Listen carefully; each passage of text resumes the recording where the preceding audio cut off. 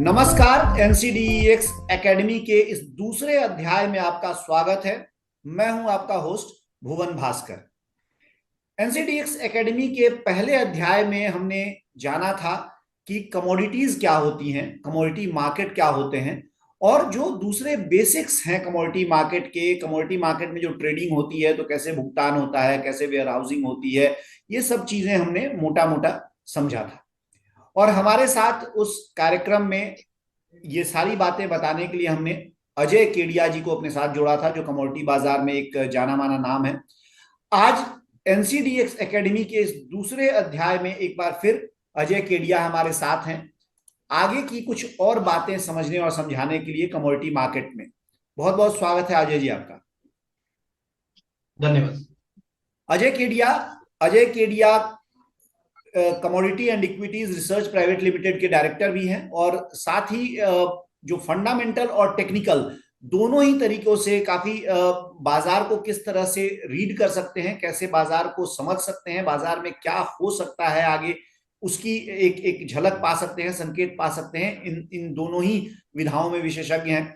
तो आज हमने ये तय किया है कि एनसीडीएक्स एकेडमी के इस दूसरे अध्याय में हम आपको जो कमोडिटी बाजार के फंडामेंटल्स होते हैं उस पे अजय जी से जो उसके उसके जो निटी ग्रिटीज हैं, इंट्रिकेसीज हैं, जटिलताएं उनकी जो हैं, वो समझने की कोशिश करेंगे। जैसे इक्विटीज की जब हम बात करते हैं तो उसमें तो पूरे साल एक तरह से एक तरह से चीजें चलती हैं। क्वार्टरली रिजल्ट्स आते हैं, लेकिन वो हर तिमाही आते हैं और उसमें आप रिजल्ट देखते हैं। लेकिन जब एग्री नॉन एग्री की बात करते हैं तो इसमें सीजनलिटी का क्या कितना महत्व है, और किस तरह से दोनों में अलग अलग जो सीजन है उसका हम महत्व समझ सकते हैं और उसका फायदा उठा सकते हैं उसको समझदारी से। हाँ, बिल्कुल। कमोडिटी में जब भी हम ट्रेड करते हैं तो सीजनलिटी का रोल काफी इंपॉर्टेंट होता है, चाहे वो एग्री कमोडिटी हो चाहे नॉन एग्री। जैसे कि हम जानते हैं कि एग्री कमोडिटी में एक सोइंग सीजन होता है जहाँ पे हम सोइंग की जाती है, एंड उसके लगभग 90 दिन बाद या 3 महीने के बाद हम देखते हैं हार्वेस्टिंग स्टार्ट होती है। तो एक तरह से अगर हम सप्लाई की बात करें तो ये एक ही महीने में 1-2 महीने के अंदर सप्लाई आती है या प्रोडक्शन होते हैं, लेकिन उसका जो कंजम्पशन है 12 महीना 12 महीना चलता है। तो इंडिया एक बहुत ही बड़ी कंट्री है, यहाँ पे फेस्टिव डिमांड काफी रहती है। ज्यादा करके हम देखते हैं कि Q3-4 के करीब जब दिवाली रहती है तो यहाँ पे फेस्टिव मूड रहता है, तो डिमांड ज्यादा बढ़ती है।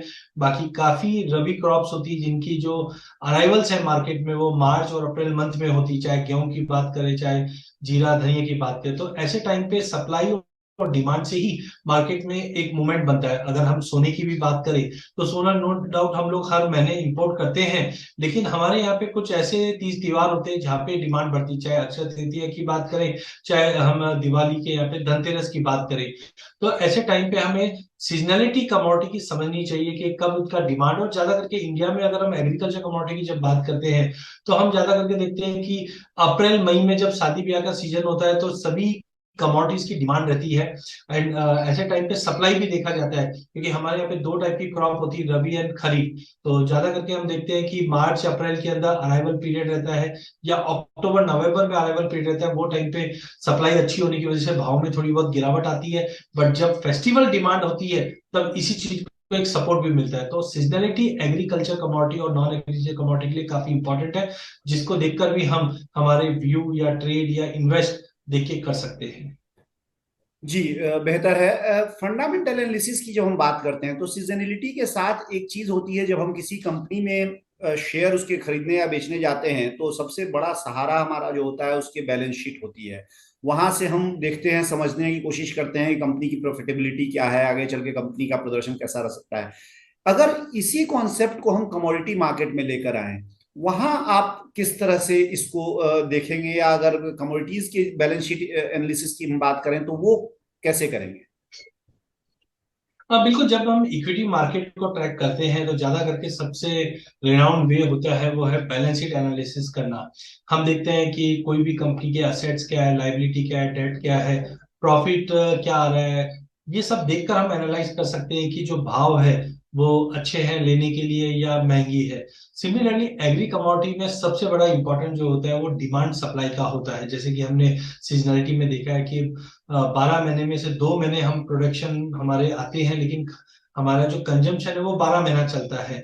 तो हमें ये देखना पड़ता है कि हमारे पास स्टॉक क्या है अवेलेबल। तो मेन कंपोनेंट जो हम जब एग्री कमोडिटी को जब हम बैलेंस शीट के तौर पे देखते हैं, तो हमें देखना पड़ता है कि ओपनिंग स्टॉक क्या है। अगर हमारे ओपनिंग स्टॉक अच्छे हैं, कंफर्ट जोन में है, तो हमें मालूम है कि ये साल हमारा जो कंजम्पशन है वो सीमलेसली कंटिन्यू चलेगा, जिसके चलते सप्लाई अच्छी रहेगी, तो कहीं ना कहीं भाव में दबाव बनता है। देन हम देखते हैं कि इस बार का प्रोडक्शन कैसा रहेगा, क्योंकि वेदर कंडीशन की वजह से इस बार हमने देखा भी है कि रबी क्रॉप में जो शेड्यूल रेन हुए थे, हेल स्टॉर्म, उसकी वजह से यील्ड में ड्रॉप आया था। तो प्रोडक्शन इस बार कैसा है, क्योंकि प्रोडक्शन ही एड ऑन होगा, तब हमें पता चलेगा साल भर हमारे पास कितनी क्वांटिटी रहेगी कंजम्पशन के लिए।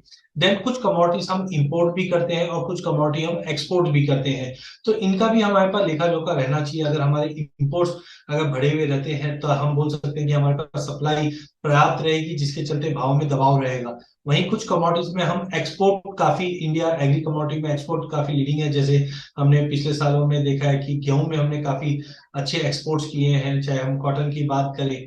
तो यहाँ पे हमें देखना पड़ता है कि अगर ग्लोबल डिमांड है और इंडिया एक्सपोर्ट ज्यादा कर रहा है, तो हमारे पास स्टॉक क्या अवेलेबल है। इसके अलावा डोमेस्टिक कंजम्पशन, क्लोजिंग स्टॉक, और एक ऐसा टर्म है जो काफी इंपॉर्टेंट होता है बैलेंस शीट के अंदर, जिसको हम बोलते हैं स्टॉक टू यूज रेशियो, जो ये पूरी बैलेंस शीट का एक सारांश बता देता है कि हमारे पास अवेलेबल स्टॉक कितना है पूरे साल भर के लिए, जिसको हम यूज कर पाएंगे। जब भी स्टॉक टू यूज रेशियो में गिरावट आती है, तो एक तरह का इंडिकेटर हमें मिल जाता है कि हाँ, हमारे पास स्टॉक कम है डिमांड के मुकाबले, और ज्यादा करके भाव में इसकी वजह से एक तेजी बनती है। तो जैसे हम इक्विटी के बैलेंस शीट को एनालिसिस करके हम प्राइस को प्रेडिक्ट कर सकते हैं, या प्राइस को समझ सकते हैं कि ये प्राइस महंगा है कि सस्ता है, वैसे ही कमोडिटी के अंदर भी जो बैलेंस शीट चलती है, जिसमें opening stock, import, export, consumption को देखकर हम पता कर सकते हैं कि आगे का भाव में किस तरह से मूव बनता हुआ दिखेगा।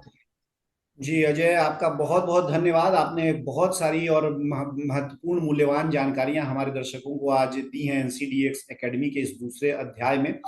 आपसे हम एक और एपिसोड में जुड़ेंगे और आपसे हम जानेंगे अगला जो हमारा अध्याय होगा, उसमें अपने दर्शकों के लिए मैं बता दूं कि अजय टेक्निकल एनालिसिस के माहिर हैं और कमोडिटी मार्केट में टेक्निकल एनालिसिस किस तरह से काम करता है, और इसके साथ ही टेक्निकल एनालिसिस तो एक चीज है, कई सारी स्ट्रेटेजीज हैं जो कि एक एक सफल जो हेजर है या ट्रेडर या इन्वेस्टर है वो उपयोग कर सकता है। तो उनके बारे में हम अगले अध्याय में अजय से जानेंगे। बहुत बहुत धन्यवाद आपका अजय। धन्यवाद। ये थे अजय केडिया जो आज बात कर रहे थे हमसे कमोडिटी मार्केट के फंडामेंटल्स पे, और उन्होंने बताया बहुत ही विस्तार से कि कौन कौन सी जानकारियां हम लोगों को जरूरी हैं, जो अगर हम एक इन्फॉर्म्ड ट्रेडर या इन्फॉर्म्ड इन्वेस्टर के तौर पे जाना चाहते हैं बाजार में, कमोडिटी बाजार में, तो ये जानकारियां हम लोगों को रखनी चाहिए। और ये जानकारियां कहाँ से हम रख सकते हैं ये भी उन्होंने बताया, कौन कौन सी घटनाएं हैं देश और विदेश की या अंतर्राष्ट्रीय स्तर पर जिस पर ध्यान रखना चाहिए, ये भी उन्होंने बताया।